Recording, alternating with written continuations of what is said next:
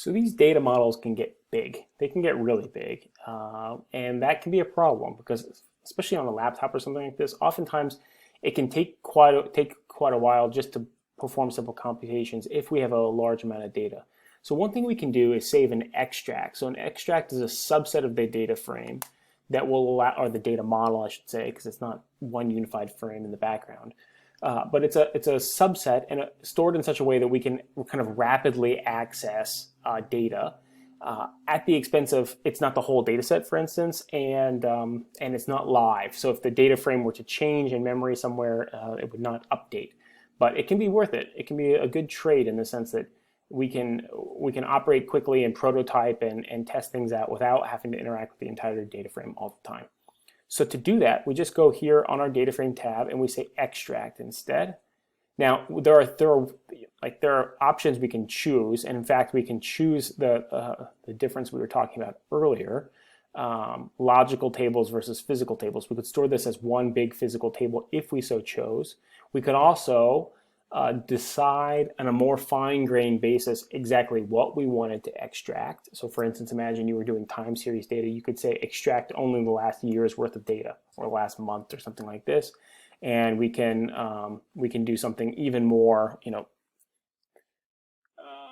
what's the word, kind of severe in the sense that we don't necessarily have to store all rows if we don't want to. So we're going to hit OK here. The way we get this process started is by hitting Sheet. This starts the process going, and we have to save this thing. So we'll say Bookshop extract, and I'll save this thing to my desktop. So this is now I'm working on the extract itself, and if I looked at my desktop, I now have a file on there called, it's like I forget the extension, but it's a different file extension than the workbook itself. And so this extent, it's .hyper.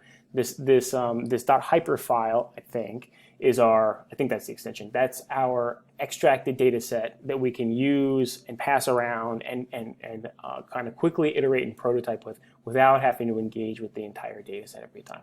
So we won't be using these too much, although if you look in your Tableau data directory, the data that comes with Tableau, both the Superstore dataset and the World Indicators dataset, both of these are stored as extracts, as .hypers. And this is kind of showing you that the Tableau itself is kind of using these things in the background, even if we're not using it. It's how seamless these extracts versus live connections can be. So we won't use it a ton, but they are useful, and I wanted to at least point it out so that, for instance, if this is one of the items on the Tableau certification exams, if you're asked to kind of enumerate the differences between these two or create one or whatever, this hopefully has kind of answered all your questions in terms of what these things are for.